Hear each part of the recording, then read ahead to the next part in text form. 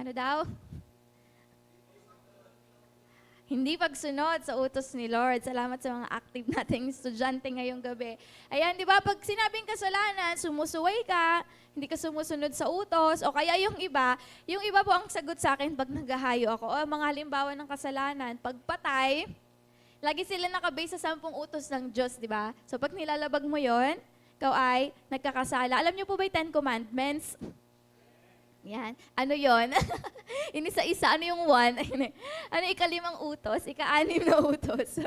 Ayan, di ba? Bawal ganito, bawal ganyan. So, kapag nalalabag yon, so nagkakasala. Tama? Ganun yung basic understanding natin ng kasalanan. Pero sa gabi po na to, mas bibigyan diin natin ng kaliwanagan.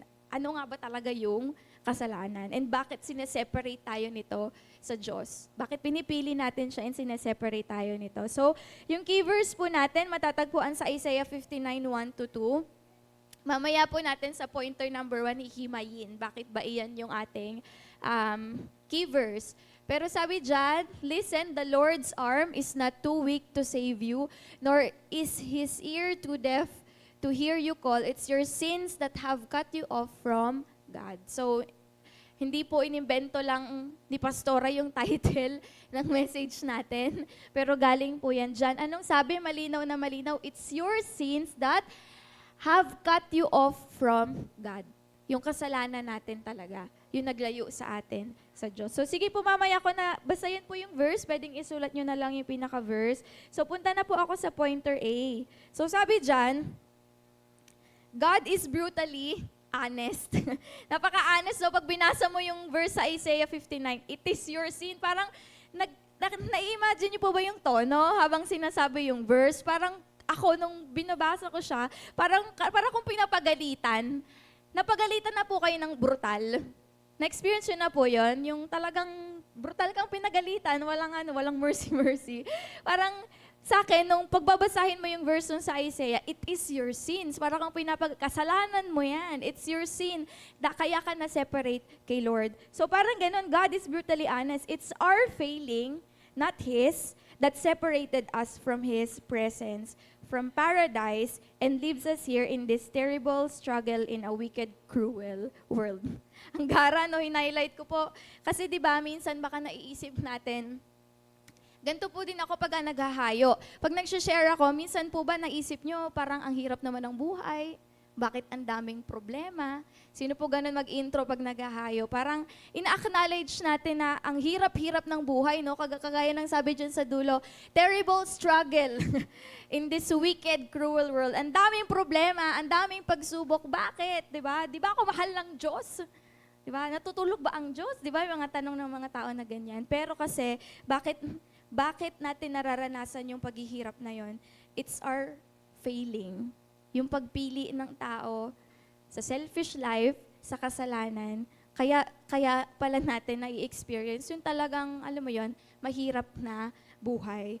So sabi dyan, ayun no, kasudlong po to ng message ni Tita Erlinda last time, di ba? Naalala nyo, binalikan niya yung story ni Adam and Eve, wala namang ibang asawa si Adam. Si Adam and Eve, binalikan niya, no? So nakita natin na choice yon. Sabi nga, kung pwede lang balikan, no? Pwede mong, Eva, parang awa mo na. Di ba? Ang dami nating sumpa na na-receive dahil dun sa ginawa nila. Nagkaroon ng consequences. So kung pwede lang sana, Eva, hindi mo na lang kinain yung bunga. Di ba? So nakita natin, it's their choice. So dahil dyan, meron lang po ako gusto ipakita. So, ito nga yung nakaraan. Kasudlong siya nung kay Tita Neng. So, naalala nyo, ano daw yung sumpa sa lalaki? Paki-flash nga po yung next image. Ayan. Parang originally, kailangan mo magbungkal. Parang yan lang yung sample ko. Kasi dati, di ba, ang livelihood naman, hindi naman nag-office work. Di ba? So talagang magtatanim ka, magbubungkal ka, kailangan mong pagpawisan bago ka makakain. Yun yung naging curse. Tama po ba? So kaya parang ang hirap-hirap, na-banish kasi sila, di ba? Napalaya sila sa paradise. So paradise lost na pagdating dito. Ano pa yung next dyan? Ano yung sumpa sa babae? Yung mga single dyan, gusto nyo pa po bang mga anak? Ayaw na. Ang hirap po mga anak, di ba mga nanay? Grabe po, yung iba nga nasi-CS pa ganyan. So parang ang hirap ng mundo. Ano pa? Paki-flash po yung next. Ayan, yung next image natin, wala ka ng pera. Di ba? Totoo ba, Bes? Ayan, wala kang pera. Kita nyo, alam mo yung talagang nasimot na lahat ng barya, lang nakakalat, nasimot mo na. Ang hirap-hirap mabuhay. Tama po ba? Mahirap mabuhay, hindi mo na alam kung isang kahig, isang tuka pa, kailan ba kami aahon, Lord, naglilingkod naman kami sa'yo. Tama ba ang hirap? O kaya naman, kung wala kang problema sa pera, baka may problema ka sa puso. Broken-hearted, ang daming baggages sa life. Ano yung nasa baba? Sino po nakaka-relate sa nasa baba? Hinahabol ka na ng bills, hinahabol ka na ng mga duda. Ang hirap-hirap mabuhay dito sa mundo. Hinahabol kita. Ayan, si Kuya Randy talaga. Ayan. So nakita nyo, ang hirap-hirap ng life, pero hindi naman natin masisi si Lord. Kasalanan mo to, Lord. Hindi eh. Bakit? It's our choice. Because offspring tayo ni Adam and Eve. By we have that sinful nature na talagang, merong kasalanan. At yung kasalanan yun talagang nagdadala ng sumpa sa buhay natin kung bakit tayo naghihirap. No? Kahit nga Kristiyano na tayo, kung tutusin, ba't nagkakagulo-gulo yung finance natin? Kasi hindi tayo sumusunod kay Lord. Baka may mga dealing si Lord, hindi tayo sumusunod. So, yun yung mga no. Pero sabi po dito, under letter A, number 1, inano na lang natin siya, hinimay-himay ko lang. So, it is our choice, it is our failing. So, sabi dyan, nakikita ba tayo ng Diyos? Di ba? Ang hirap ng buhay. Naaawa pa ba siya sa atin? Kaya ba niya tayong abutin? Ang sagot ay yes, kasi sabi dun sa Isaiah 59:1, listen, the Lord's arm is not too weak to save you, nor is His ear too deaf to hear you call. Hindi ganun kabingi ang Diyos. Hindi ganun kabulag ang Diyos. Nakikita niyang nahihirapan tayo dahil sa pagpili natin sa kasalanan, dahil sa consequences ng kasalanan. Kaso ang problema, gustong-gusto niya tayong abutin. Kaso minsan, tayo talaga yung pumipili sa kasalanan. Yun yung second spiritual law. Kaya yung mga tao na nasa labas, bakit dapat natin silang abutin? Kasi hindi pa tumaliwanag sa kanila. Bakit ako naghihirap?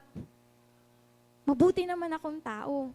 Hindi nila alam that because of Adam and Eve, we are, by nature, we are sinful. At walang ibang way para mapatawad tayo kundi si Jesus Christ. Amen. Kaya tayong abutin ni Lord, kaya nga nagpapako si Jesus Christ sa cross, 'di ba? Gusto niya tayong abutin. Gusto niya tayong iligtas. No? Imagine tayo na yung pumili ng kasalanan, pero si Lord, choice niya na iligtas pa din tayo. Napakabuti ng Diyos natin. Amen po ba? Amen. So sabi diyan, doon na tayo sa letter B. What is sin? So dito po, magfo-focus mainly yung message natin. So sa Greek pala, merong yung sin, galing sa Greek word, siya ay hamartia. Sabi doon, maano yung R. So to miss the target. Sabi dyan, the original Greek word hamartia means to miss the mark like an arrow missing its target. The target is God's perfect holiness and will. So kapag, alam niyo po yung sa darts o kaya sa archery, di ba meron silang, kailangan ma-hit mo yung target. Nasaan yung target, di ba? Meron tayong image pala dyan. Pakita na lang po.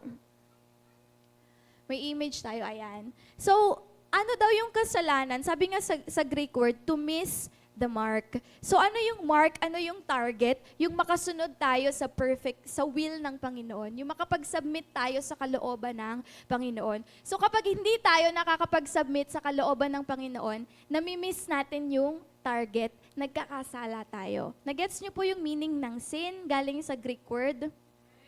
Katulala kayo sa akin, sana po naiintindihan nyo, no? Ayun, no, paki-zoom nga po yung sa target. Nilagyan ko ng ayan. Ano yung target? God's will. Yun yung goal ng life natin. Makasubmit tayo, makapagpasakop tayo sa kalooban ng Diyos at maging tapat tayo na sumunod sa Kanya. So kung i-imagine mo yung buhay, parang kang archer, pag-i-imagine mo siya kung nakita niyo itong mga anong tawag po dito? Yung palaso, yung mga palaso. Yan, hindi niya ma-hit yung target, di ba? Ang hirap ng buhay. Pero so yun po siya, ang kasalanan, nami-miss natin yung target. So ibig sabihin, hindi ka nakakapagpasakop sa kalooban ng Diyos. So hindi lang siya yung basta, hindi ako, pumatay ka, makasalanan ka, nagnakaw ka, makasalanan ka. Basically kasi, yung pagpatay, hindi siya kalooban ni Lord. So pag pumatay ka, you are missing the target. Hindi ka nakakapagpasakop sa kalooban ni Lord. Ano pa po? Number 2, to not be faithful. So, ibig sabihin daw ng kasalanan, hindi tayo nagiging tapat. Hindi tayo nagiging tapat na makasunod sa kalooban ng Diyos. So, kapag hindi ka faithful, yun ay kasalanan. No, kala natin yung kasalanan lang kasi yung nang rape ka, pumatay ka. Alam mo yung mga ganon, lantad na kasalanan. Pero yung hindi ka faithful talaga sa pagsunod sa Diyos, ito ay kasalanan. Letter A, sige po, doon pa din. To not be faithful by doing what we are told not to do. Ginagawa mo yung hindi, ginagawa mo yung hindi dapat, di ba? Sabi, wag mo to gawin, pero ikaw, gagawin ko to, gusto ko to. Nagets niyo po? So yan, pagka ganun tayo, hindi tayo nagiging faithful, and that's sin. Sabi ng leader mo, wag ganito, wag ganito, wag ganyan. Hindi! It's my life. It's my choice. Ayun na nga, balik tayo sa title natin, Your Choice. Kaya nagkakandagulo-gulo ang buhay natin. Ano pa, letter B, by failing to do things we are required to do. Mayroon naman pinapagawa si Lord, di naman natin ginagawa. Baligtad, no? Alam mo yung tao makulit talaga, no? Mapapatunayan mo that we are sinful by nature. May taglay kang kulit kung ano yung pinapagawa, ayaw mo gawin. Kung hindi yung di dapat gawin, yun ang ginagawa natin. Yung parang sa bata, di ba ganun po sa bata, so babalik ta rin mo lang, sige, mag-ingay ka. Nag-iingay. Pag sinabi mong tumahimik ka, tumahan ka, lalong iiyak. Paiyak. Baligtad dapat yung instructions. Ayan, so nakita po natin, hindi tayo nagiging faithful. So dahil dyan, may sin of commission and sin of omission. So, pagka ganyan tayo, ayan, tayo ay nagkakasala at sineseparate nun tayo sa Diyos. So, James 4:17, so for one who knows the right thing to do and does not do it, for him it is sin. Alam mo yung dapat gawin, di ba? Kasama dyan yung hindi pag-share ng gospel. Sabi ni Lord, go and make disciples of all nations. Pero pag hindi pala natin nagagawa, that's sin of omission. So, wala tayong pinagkaiba sa unbeliever na pumapatay, unbeliever na sumasamba sa Diyos-Diyosan, kung hindi naman natin nagagawa yung mga pinapagawa ng Diyos sa atin. Alam niyo po ba, habang may na-meditate ko to, hindi lang yung minsan sa personal life natin may small little instructions si Lord. Kasama yon na dapat magiging tapat tayo doon para hindi tayo magkasala at hindi tayo ma-separate sa Diyos. Sino po gusto ma-separate sa Diyos? Parang kung imagine mo, eternal separation, ang pangit ng buhay pag malayo ka sa Diyos. Amen. So, pag pinili natin yung kasalanan, malalayo tayo sa Diyos. Ano pa po yung nandyan? Either way, the target, ano po yung target? Faithfulness to what God asks of us. Ang target ulit, maging faithful tayo sa pag-submit sa kalooban ng Diyos. Ang target, maging faithful tayo na makasunod sa kalooban ng Diyos. So, anong sabi dyan? Adam and Eve missed the target. It's their choice. No? So, from the very beginning, si Adam and Eve, they missed the target and it's their choice. The moment na kinain nila yung ano po yung kinain nila?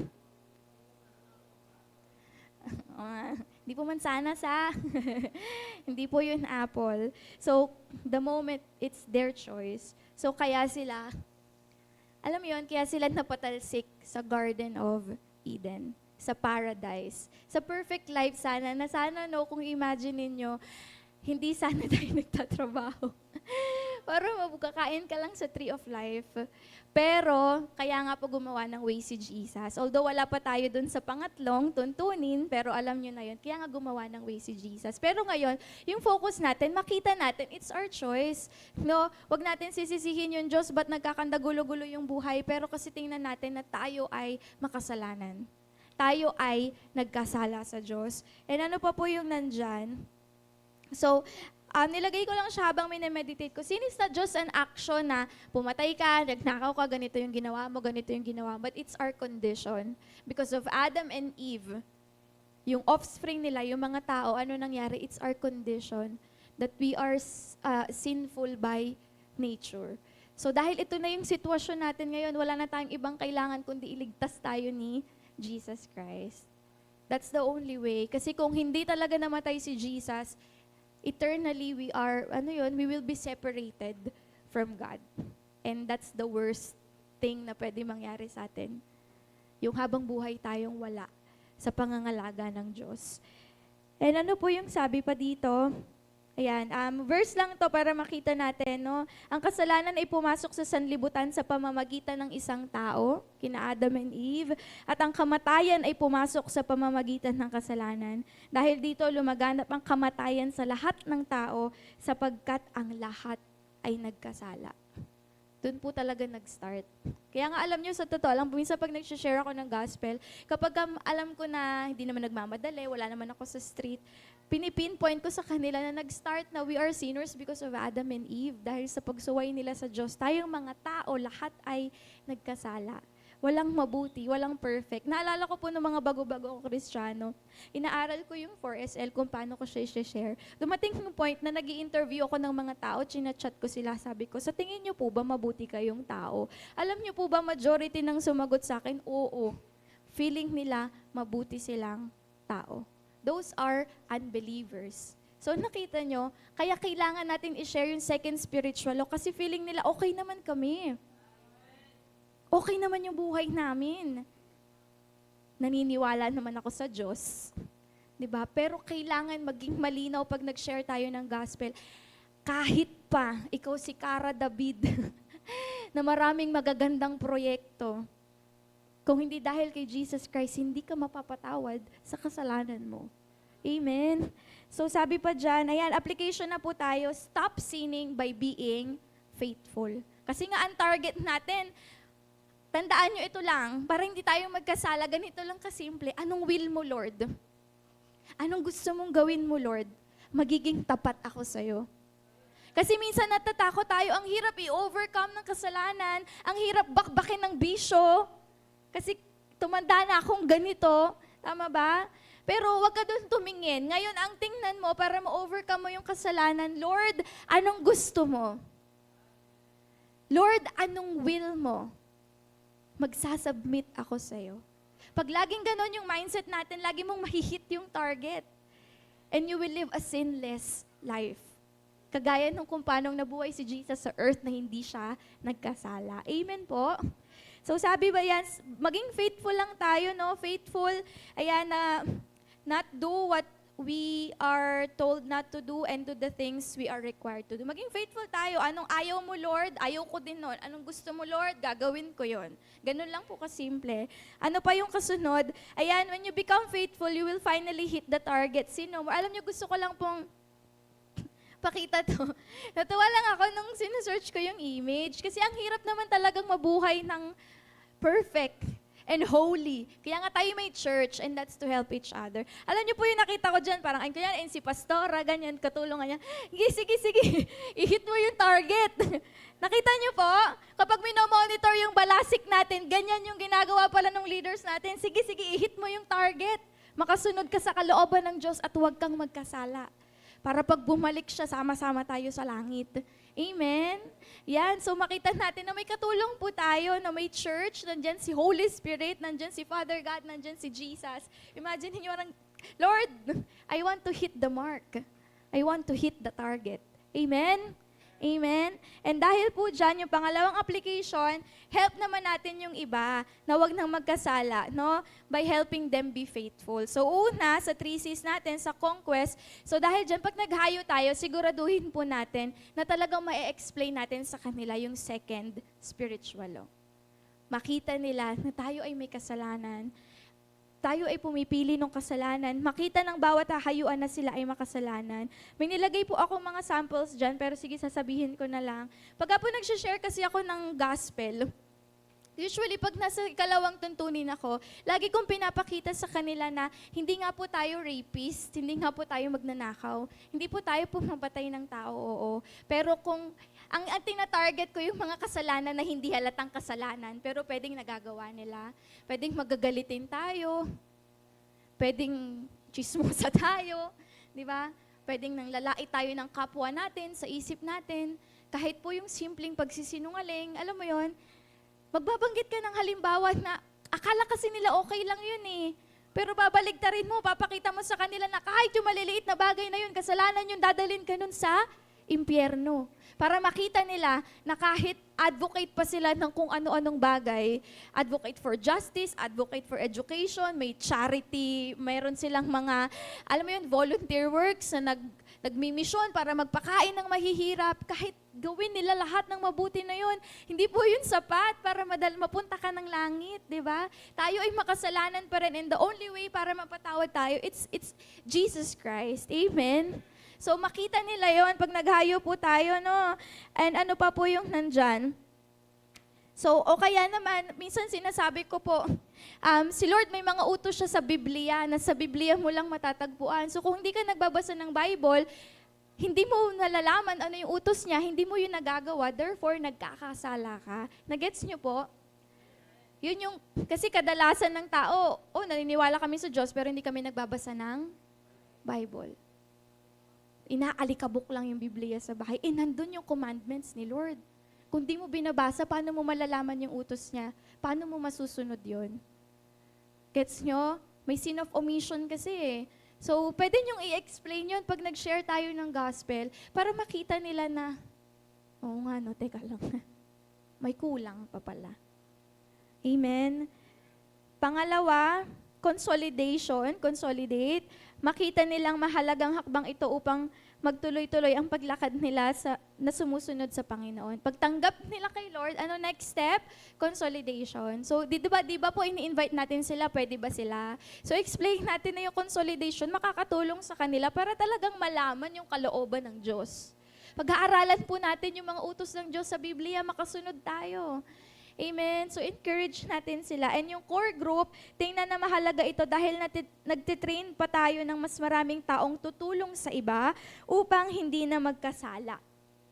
Ma-hit na nila yung target. Marami pang tao ang nakakamiss ng target. No? So, makita natin na ganun kahalaga yung core group. Training para mas marami pang ma-send si Lord. And bilang conclusion po, si Jesus ay nagtagumpay sa kasalanan. So, wag nating isipin na imposibleng ma-overcome ko to. No? Si Jesus, nagtagumpay siya sa kasalanan, yun yung maging motivation natin. Kung kinaya niya, siyak nakakayanin mo rin. At kung paanong tinutulungan ka niya, tulungan mo rin ng ibang makalaya. Help each other, napiliin yung, help each other choose to hit the mark. Share the second spiritual law. Ganun po siya kahalaga. Parang, pag nakita nila that we are sinners, hindi talaga tayo good, we are sinful by nature, dun pa lang nila ma-appreciate yung ginawa ni Jesus Christ sa cross. Kasi meron palang kayang mag-sacrifice ng life para maligtas sila dun sa life na ulit-ulit lang nagkakasala. Amen po? Ayun po. So, yun po yung message natin ngayon. That's the second spiritual law. So, praise God. Amen. Salamat po kay Ma'am Judy. Pwede pa po ba nating palakpakan ulit si Lord? Kasi nasa likod ka kanina, di ba nabanggit ni Ma'am Judy yung pagpili sa kasalanan. So dapat pala kapag tayo ay nag-share ng Word of God, yun yung isang dapat talagang ma-realize ng lahat ng tao, yung sin. Kasi baka kagaya nga ng sinabi ni Ma'am, meron siyang mga nakakausap na ang akala nila nasa ano sila, mabuti sila or wala silang nagagawang kasalanan. Kasi nakwento ko na yata ito, last time, binakausap ko sa ko, tinanong ko kung kilala ba nila si Lord, ganyan-ganyan, kailangan nilang tanggapin si Lord. Sabi niya, basta ako mabuting tao ako, wala naman akong inaapakang tao, wala akong inaargabyado. Kaya feeling niya, kapag namatay siya, sa langit siya pupunta. Iyon yung mindset karaniwan ng tao na akala nila dahil sa mabubuti nilang gawa, pupunta sila sa langit. Even yung mga nasa labas, kung meron kayong mga nakikitang artista, politiko, or yung mga nagmagawa ng mga charity, basta lahat ng tumutulong sa kapwa. Minsan, kung walang totoong relasyon sa Panginoon, lahat ng yun useless lang. Kasi akala ng tao yun yung makakapagligtas sa kanila kapag gumawa sila ng mabuti. Pero sabi nga ni Ma'am Judy, hindi enough. Ano ibig sabihin ng hindi enough? Ibig sabihin, kailangan pa rin natin gumawa ng mabuti. Kailangan pa rin natin gumawa ng maganda sa ibang tao. Pwede po ba pakilagay yung verse kanina sinabi ko? Ayan. Sabi dito, sapagkat dahil sa kagandahang loob ng Diyos, kayo ay naligtas sa pamamagitan ng pananampalataya. At ito'y kaloob ng Diyos at hindi mula sa inyong sarili. Sa English, hindi daw tayo naligtas sa work, pero dahil sa grace ni Lord. At sabi, hindi ito bunga ng inyong mga gawa, kaya't walang maipagmamalaki ang sinuman. So minsan kasi may mga pagtatalo sa mga relihiyon. Yung iba, kailangan daw gumawa. Iba naman, puro faith lang. Pero combine po yan. Naligtas lang tayo sa pamamagitan ng grace ni Lord, pero kailangan natin pa rin gumawa ng mabuti. Meron kasi after, sa grace lang daw, hindi na daw kailangan yung mga good works dahil lang sa grace alone lang. Pero iba naman, hindi lang kailangan, yung grace naman masyado nang inaalis. Kailangan daw good works. So, alin ba yung mas tama? Sa tingin nyo? Parehas. Maliligtas tayo dahil sa biyaya ni Lord. Kaya lang, kailangan tayo gumagawa ng mabuti. Hindi pwede after mong maligtas, wala na. Yung pagiging mabuting tao, bunga yun ang pagiging ligtas natin. Pero hindi tayo maliligtas. Hindi ka gagawa ng mabuti para lang maligtas. Pero gumagawa ka ng mabuti kasi ligtas ka. Amen ba? Sabi kasi sa kasunod, kung ano tayo ngayon ay gawa ng Diyos at sa pakikipag-isa natin kay Kristo ay nilikha niya tayo para sa mabubuting gawa. Nilikha daw tayo ni Lord para sa mabubuting gawa. Kasama pa din yun, yung pagiging mabuting tao. Hindi once lang na tinanggap mo si Lord, tas okay na kahit na ano yung gawin mo sa buhay mo. Hindi, inaalagaan po natin yung salvation natin. So ganun din yung mas magandang sabihin natin sa mga tao. Kasi may mga times na baka nag-share lang, nasi-share lang natin sa kanila is yung kabutihan ni Lord, pero hindi natin nabibigyan ng diin yung sin, yung pagiging makasalanan ng isang tao. Diba? For all have sinned, diba? Walang tao na hindi nakagawa ng kasalanan. Sabi nga ni Ma'am Judy kanina, may taglay talaga tayong kasalanan sa katawan natin. Even us, Christian, di ba? Sino dito hindi talaga nagkakasala? Taas nga kamay. Ipapako natin at iaalay natin sa atin. Di ba? Lahat pa rin tayo. Kasi nga, sabi nga ni Ma'am, likas sa atin kasi yung meron kang parang nature ng isang tao na kagawa ng kasalanan. Sino kagawa kanina ng kasalanan? Sample. Sige nga. Sabi mo sa katabi, ano may ginawa mong kasalanan kanina? Chismis.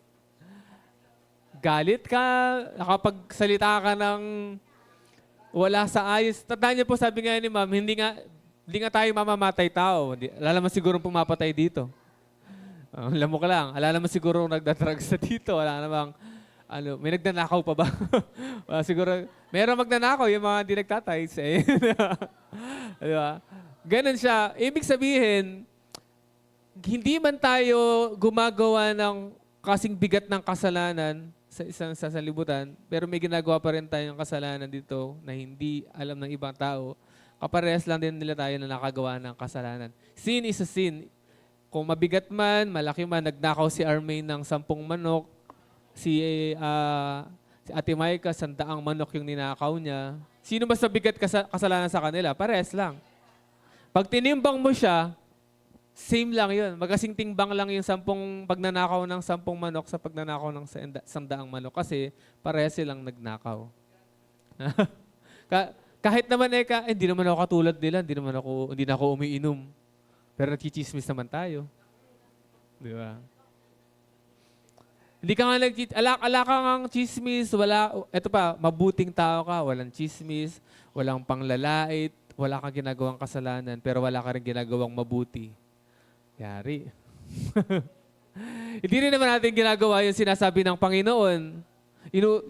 May inuutos yung leader o maghayo ka na, ayaw mo. Sin pa din yun. Busy na. Ganun pa din siya. Anything na, pag may pinapagawa si Lord, as ayaw natin, nagkakasala tayo. Sa magulang, pag may inutos ka sa anak mo, tapos ayaw niyang sumunod, nainis ka, di ba? Gusto mong kotongan, gusto mong parusahan kasi ayaw sumunod. Same din naman. Kapag yung anak mo gumawa ng bagay na ayaw mo, naiinis ka din, nagagalit ka. Kasi nagkasala siya sa'yo. Ganon din si Lord. Kapag may pinapagawa siya sa atin na hindi natin nagagawa, it is a sin. Sabi nga doon sa verse na binasa ni Ma'am Judy kanina. Di ba? Tanongin mo yung katabi mo. It's a tie pa tayo. Sabi mo. Paras pa tayo nagkakasala. Di ba? Kaya nga ang buhay ng Kristiyano ay masayang tunay.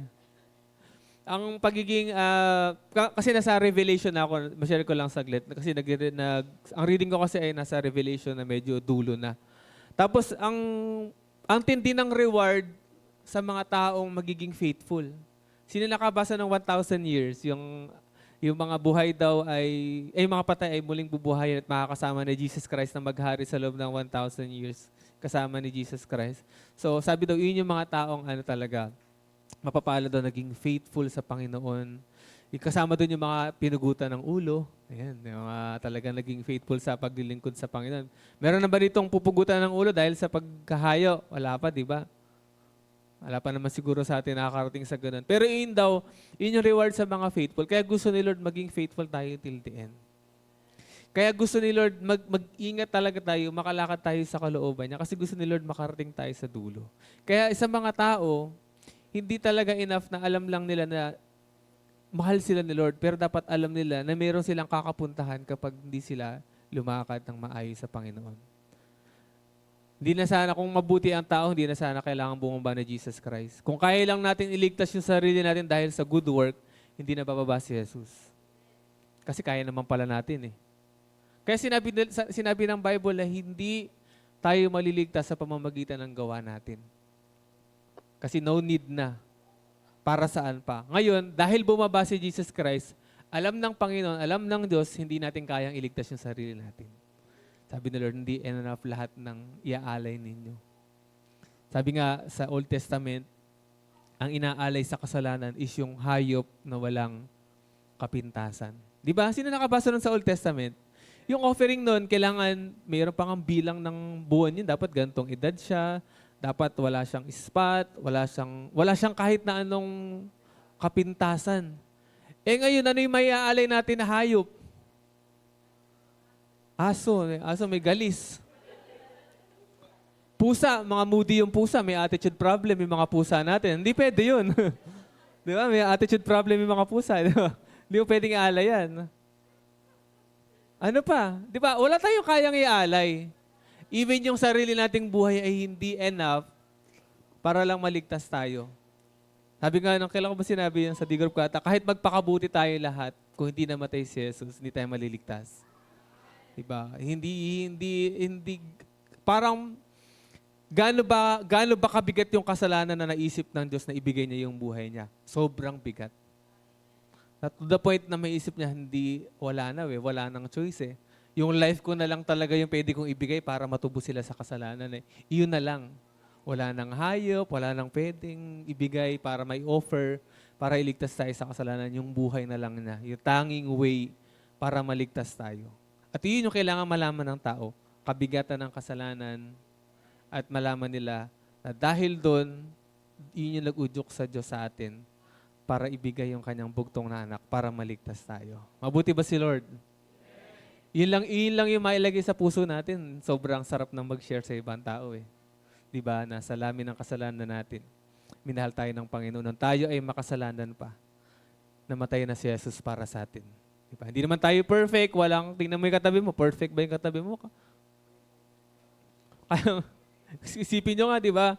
Kung hindi namatay si Jesus Christ, kung walang nag-alay ng buhay, tapos sabi, o sige, mamili na lang tayo dito. Sino ba pipiliin natin para maligtas tayo lahat?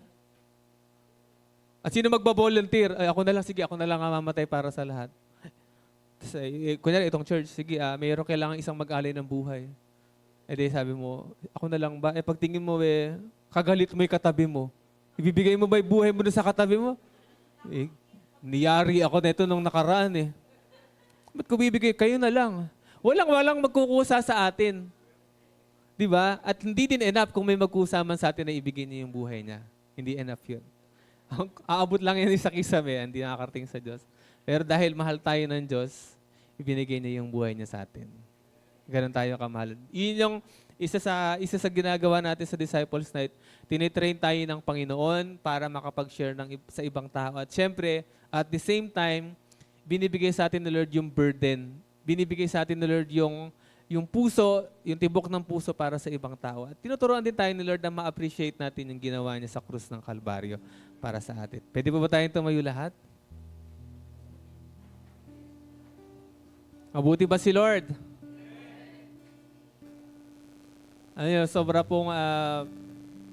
Sobrang blessed natin sa araw na ito narinig mo yung mensahe na to. Kasi ito yung share natin sa ibang tao yung pagmamahal ng Panginoon. Diba? Kaya isa na ring reminder sa atin na oo nga, kailangan ko palang lumakad ng may kabanalan.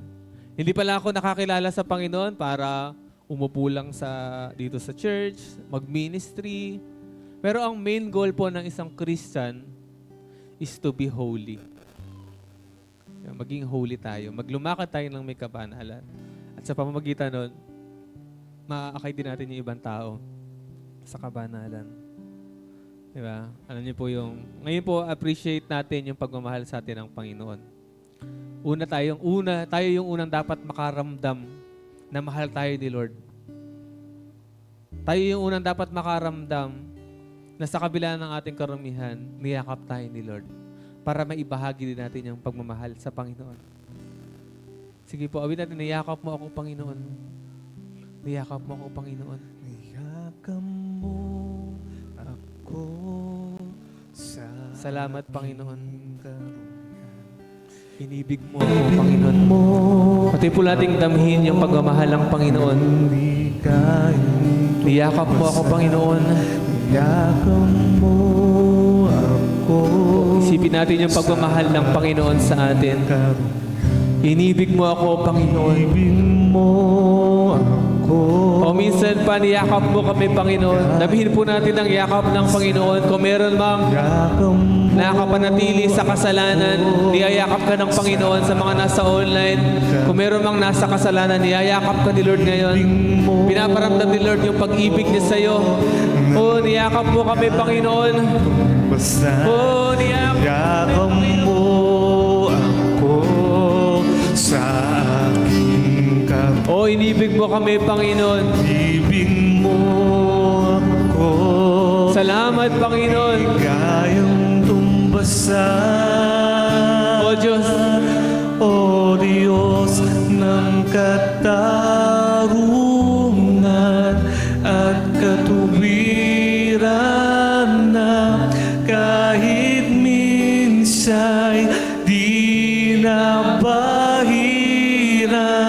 ng kabanalan kalwalhatian. Salamat, Panginoon. Salamat sa sukdulang biyaya. Pasalamatan po natin ang Panginoon sa kanyang pag-ibig. O Diyos ng pag-ibig na mas malawak pa kaysa aking mga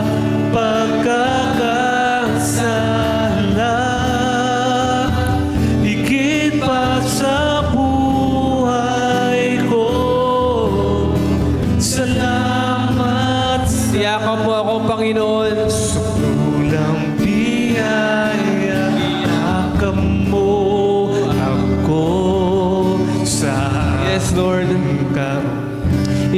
mo ako, Panginoon. Inibig mo kami, Panginoon. Nung kami makasalanan pa, Panginoon. Lord, pinaramdam mo yung pagmamahal mo sa amin, Panginoon.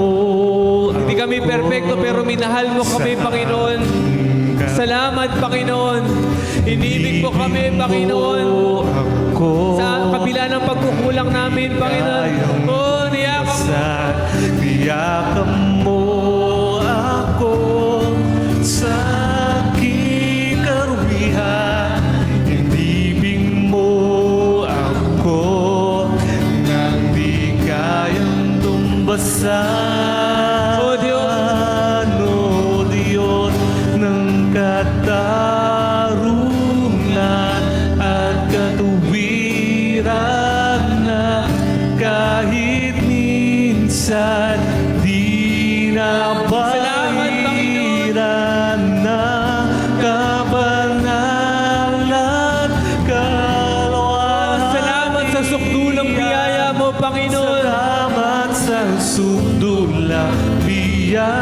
Salamat sa pagmamahal mo, Panginoon. Sige po, damihin po natin ang pagmamahal ng Panginoon. Ang pag-ibig ng Panginoon sa atin. Mas malawak pa kaysa aking mga pagkakasala. Higit pa sa buhay ko. O Diyos, ng katarungan. Sa sutulang biyaya mo, O Diyos, ng pag-ibig na mas malawak pa kaysa aking mga pagkakasala. Higit pa sa buhay. O Diyos ng pag-ibig. Salamat sa walang biyaya. O Diyos ng pag-ibig. O Diyos ng pag-ibig na mas malawak pa kaysa aking mga pagkakasala. Higit pa sa buhay. Salamat, Panginoon. Salamat sa sukdulang biyaya mo. Salamat, Panginoon. Salamat sa sukdulang Oh, salamat, Panginoon. mo. Salamat sa sukdulang biyaya mo. Patuloy lang po nating taas ang ating mga kamay sa Panginoon. Salamat, Panginoon, sa sukdulang biyaya mo. Salamat sa pagmamahal mo, Panginoon. Lahat kami ay sinner, Panginoon, nagkasala, Panginoon. Pumili ng kasalanan, pinili namin yung sin, Panginoon. Pero Lord God, salamat sa pag-ibig mo. Dahil pinili mo, Panginoon, na iligtas kami sa kasalanan, Panginoon. Iligtas kami sa mga choices namin, sa mga maling mga desisyon namin sa buhay, Panginoon. Salamat, Panginoon, dahil binigyan mo kami ng pagkakataon na itama, Panginoon, yung mga maling desisyon namin sa buhay. Lord, tulungan niyo po kami lagi, Panginoon, sa bawat araw na makalakad sa kalooban mo, Panginoon, na magkaroon ng wastong pamumuhay sa harap mo. At tulungan niyo rin kami, Panginoon, na ibahagi namin sa ibang tao, Panginoon, yung ganitong revelation, Panginoon, na sa pamamagitan, Panginoon, ng pag-ibig mo, iniligtas mo kami sa kapahamakan, Panginoon. Dahil panalangin po namin, dalangin ng puso namin, ipakita niyo sa amin yung bigat ng sin, Panginoon, ng kasalanan. Everyday, Lord, mamuhi kami sa kasalanan, Panginoon. Paging prayer po namin, Panginoon, na araw-araw ay magalit kami sa sin, Panginoon. Kamuhian namin na gumawa ng kasalanan, Panginoon. Natadalangin namin, Panginoon, mas naisin namin yung kabanalan, makasunod sa kalooban mo, Panginoon. Lord, tulungan niyo po yung bawat isa na nandito, Panginoon, makapamuhay ng ayon sa kalooban. Sa aming, hindi lang sa aming magawa, pero yung mga iniisip namin, yung laman ng puso namin, yung mga sinasabi namin, Panginoon, ay maging kalugod-lugod sa harap mo, Panginoon. Salamat sa grace mo, Panginoon. Niligtas mo kami, Panginoon.